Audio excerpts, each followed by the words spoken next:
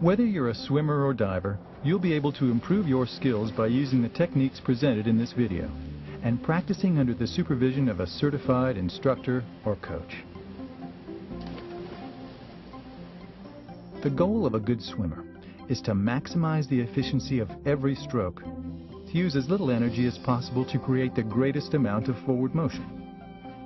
We'll study in detail 6 strokes: front crawl, back crawl, breaststroke, butterfly, elementary backstroke, and side stroke. We'll also analyze 3 starts: the track start, the grab start, and the backstroke start, as well as 7 turns: the front crawl open turn, side stroke open turn, backstroke open turn, front flip turn, breaststroke turn, butterfly turn, and backstroke flip turn. Finally, we'll demonstrate techniques for learning to dive.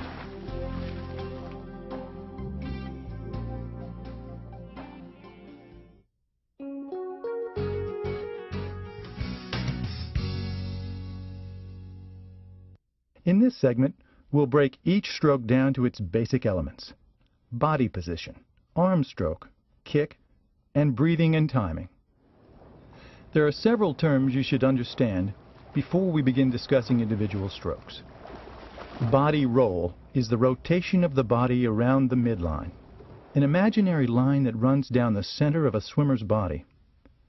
Body roll is especially important in the front and back crawl. The pitch refers to the angle of the hands as they move through the water. A good swimmer can feel a change in pitch because the water flow over the hands is different whenever the hand changes angles. The power phase is the part of a stroke when the arm or leg is moving the body in the right direction. Each power phase consists of 3 parts: the catch, the mid-pull, and the finish. The glide is the part of the stroke after the power phase, when the body keeps moving without any effort from the swimmer. Finally, recovery is the stage of a stroke when the arms or legs relax and return to the starting position. As we examine stroke mechanics, remember that no 2 swimmers will perform a stroke exactly the same way. Certain swimmers may need to adjust part of a stroke because of individual differences in body type, strength, or flexibility. Ultimately, your goal is to swim efficiently. Use the information presented in this video as a guide to learn new skills and refine your technique.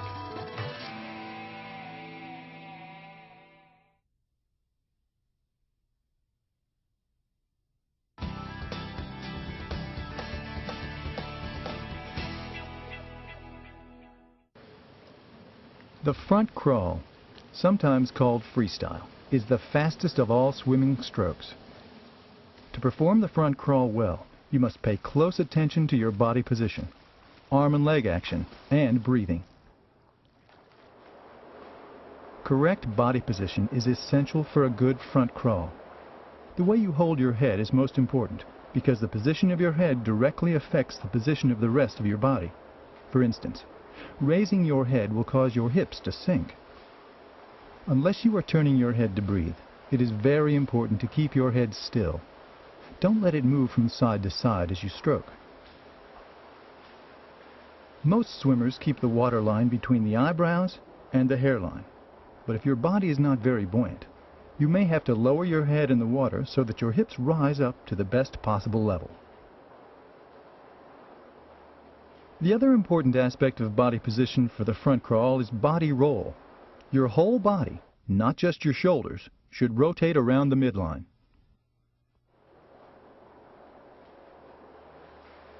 Good body roll is the result of 3 specific movements: a high elbow on the recovery arm, a strong down sweep of the lower arm, and the sideways force of the kicks as the legs roll with the rest of the body. proper body roll will give a good overall rhythm to your stroke. It will also help you maintain good body position, and it will make breathing much easier. Remember that while your whole body is rolling from side to side, your head should continue to look forward unless you're taking a breath.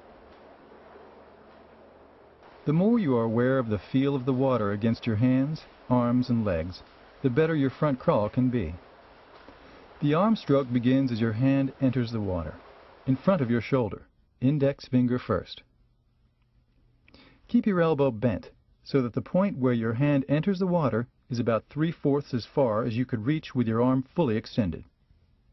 Because your elbow is still bent, your arm should enter the water at an angle, fingers first, followed by the elbow. Keeping your elbow high will stop you from slapping the water during entry. As your fingers enter the water, continue to extend your arm forward in a smooth, fluid motion. Good body roll will add length to your extension, giving you more leverage as you continue with the power phase. The pattern that your arm follows during the power phase for the front is shaped like a combination of all body motions create smooth and efficient movement through the water.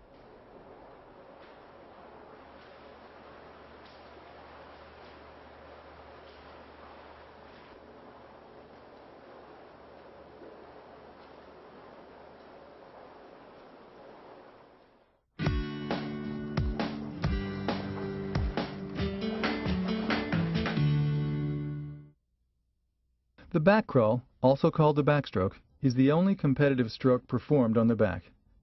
In many ways, it is similar to the front crawl. Good body position is the first step toward a powerful back crawl.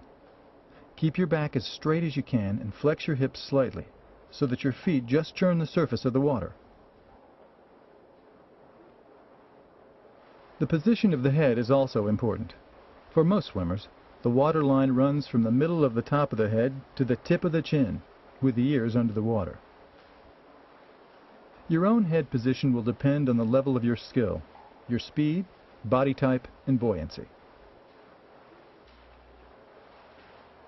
There's no need to turn your head to breathe, so be sure to keep your head still as you stroke.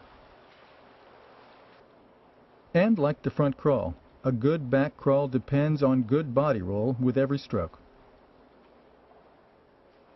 The arm stroke of the back crawl looks much like a windmill. Your arms move in constant opposition to each other. One arm recovers while the other one pulls. Except for differences of speed between the power phase and recovery, each arm is always opposite the other arm.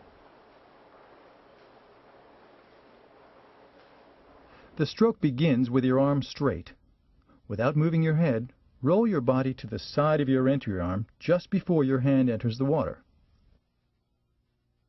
Your hand should enter the water just outside the shoulder, little finger first. Your palm is to the outside with the wrist angled slightly down. Your entry hand slices down and out about 8 to 12 inches. This is where the power phase begins. The power phase of the back crawl looks like this: catch, mid-pull, and finish. The propulsive action starts with the catch. Sweep your hand out and down as you start bending your elbow. The elbow should point down and always follow the hand. The mid-pull of the back crawl power phase follows this pattern.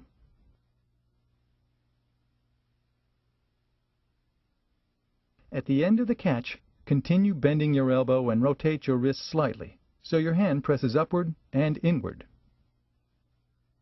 During the mid-pull, as your forearm is passing your chest, your elbow should reach its maximum bend, about 90 degrees.